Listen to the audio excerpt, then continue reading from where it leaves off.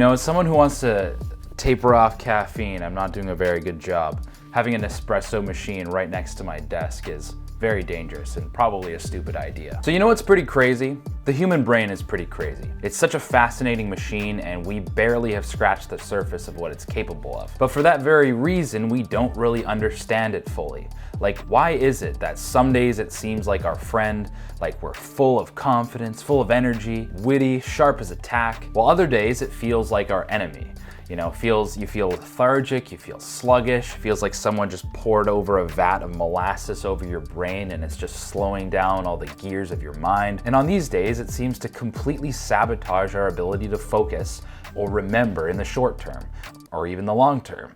Basically, it just screws over our brain completely. This dilapidated state is often referred to as brain fog, and according to the internet, is characterized primarily by a lack of mental clarity, inability to focus, and a decreased function of working memory. But why does this happen, and how can we prevent it? Over the past couple of years, I've been trying to answer this question, because brain fog sucks, especially if you have an important meeting or a date, or you're interacting with people a lot of the time, or you have to solve a problem. A lot of days you can't afford to be in this state of brain fog. You're presenting to the world like the worst possible version of yourself, and it's annoying. So in this video, we're gonna go over 3 powerful strategies to clear up that mental bleh. We're gonna go over 3 reasons why you probably have brain fog and how to fix them. How to fix them. Gotta catch them all.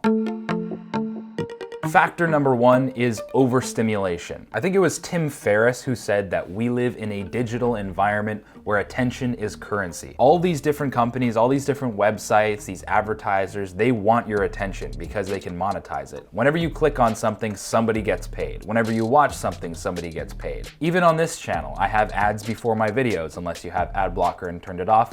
If that's the case, that's fine. I'm not picky about it. I'm making like $6 off these videos anyways. Moral of the story is everybody wants your attention. What this means for you is if you spend a lot of time on the internet and around screens, inevitably your attention is going to be completely dispersed in 1,000 different directions. And if you spend a long enough time doing this, you start to get used to having your attention fragmented. YouTube is a perfect example of this. Clickbait on YouTube is so powerful because of something called supernormal stimulus. I'll put a link in the description to my favorite comic on this. There's actually, I mean, I don't read comics too often, but there's actually a really good comic on supernormal stimulus, what it is and how you can fix it, or not fix it, it's just a phenomenon. It's a psychological phenomenon. Improvement Pill has a YouTube channel called The Dopamine Fast, or it's about a dopamine fast. It talks about having a single day where you drink nothing but water and you don't intake any information. You can only output information. This is obviously a very extreme example, and if you don't live like a Shaolin monk, you probably have errands to run on a Saturday, so you probably don't have time to do nothing all day, like a scheduled day where you do nothing. But it is a really cool concept, and I still think you should check the video out. But what I think is a lot more practical of a solution is to practice meditation. I know I talk about meditation all the time, but it's so powerful in this day and age because people can't sit still with themselves for more than 5 minutes. And it trains you to collect this scattered focus of yours and redirect it into doing something super boring. What's more boring than sitting there by yourself doing nothing? And after you develop this muscle of being able to do that, you can focus on conversations better. You'll be able to focus on a math problem. So reducing social media use, bad screen time, and learning how to meditate, or just focusing on doing something slower paced for an extended period of time, you will train yourself to stop being so scattered, so foggy, so in your head, and really focus in on what's in front of you, and it'll help with your brain fog a lot. So one of the best ways to clear up that brain fog and become more present and focused and dialed in is to prevent being scattered in the first place. Say you have to write a paper and the deadline is 1 month from now. You have some clear days where you could work on your paper, but you say to yourself, oh, it's due a month from now. I can definitely do it 3 weeks before. And then 3 weeks before it comes and you're like, I can do it 2 weeks before.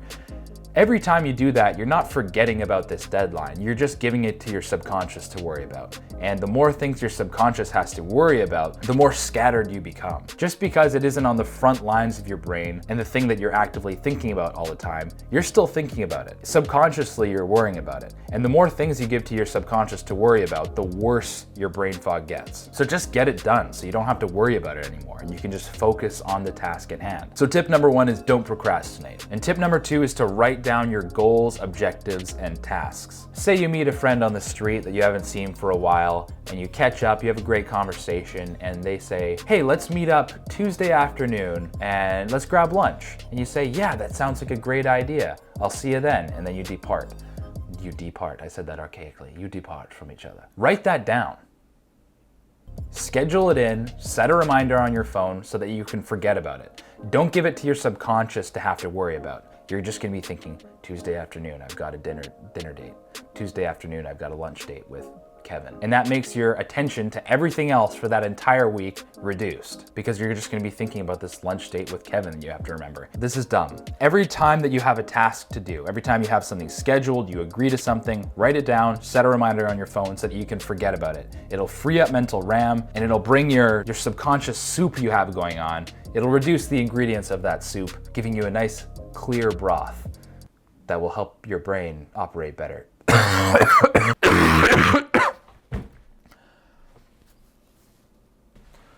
It's so hot in here. I look terrible. Holy. Take it from somebody who has struggled through anxiety his entire life, has pretty much conquered it. Not having things to worry about completely reduces your anxiety. Not completely. I can't diagnose you and say like, oh yeah, if you schedule your day, your anxiety disorder will go away.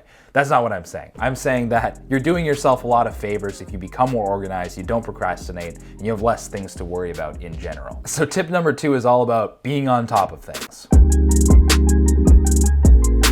Okay, factor number 3 is general health. This one's not gonna be a long one. There's a million videos on how to optimize your health. Going to sleep on time, waking up at a decent hour, getting enough sleep, all that, yada, yada, yada. I have a million videos about sleep. Actually, I probably only have 2, whatever. For most people, that means between 7 and 9 hours of sleep per night, or 7.5 and 8.5 hours of sleep per night. Stay hydrated, eat good food, and exercise.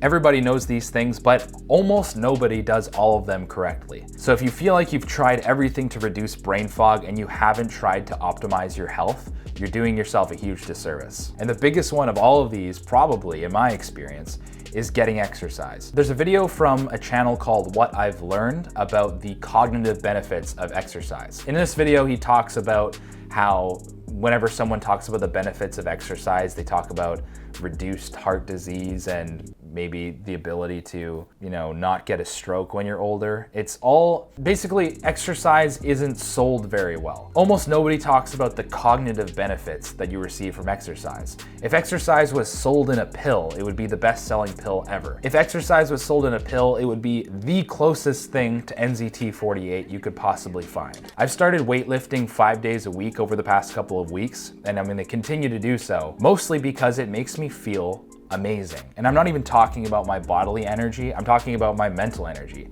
I'm on the ball these days. I don't know if you can tell, but I'm just like, I'm sick these days. I attribute a lot of that to exercise. My diet hasn't changed much. I've been eating more protein and I've been staying hydrated, but there's something about exerting yourself every single day. It's almost like your body and mind learn that you're an energetic person and it gives you all this energy for free. It's amazing. So that's about it, guys. If you take all 3 of these factors into account, I guarantee you, unless there's something seriously wrong with you and you need to see a doctor, your brain fog will significantly reduce.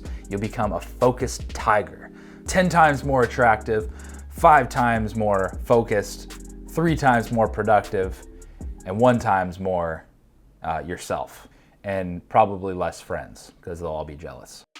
Okay guys, before you go, I have relaunched my Patreon. By being my patron, not only do you get to support the channel and help me make better ideas videos, but you help me make better videos in general. All you need to be is a $1 patron to unlock my vlog. But there are 2 more tiers of rewards. If you become a tier 2 patron, the doer, you unlock the bi-weekly live stream, which is specifically dedicated to answering your questions live in front of the camera. You might also get to see me play PlayerUnknown's Battlegrounds or Fortnite or whatever you guys suggest It's a rarity. I don't play very many video games these days, but it could happen. And the final tier, if you become a level 3 patron, you're just the greatest human being who ever lived. I would appreciate you like no one else. I would favor your opinion over everyone else's. I would love you more. It's basically just a really good gig for you. I also am guaranteed to record a heartfelt thank you message addressed directly to you, and I'll include your name in the description of every single video. So click the link and you enjoy some of the coolest benefits that you've ever experienced on a YouTube channel. And finally, if you're not part of the Facebook group already, it's one of the most boppin' Facebook groups I've ever been a part of. People are posting all the time. We have a group chat. People are casually asking questions. It's fantastic. The link for that is in the description as well. Thanks for watching, and we'll catch you in the next video.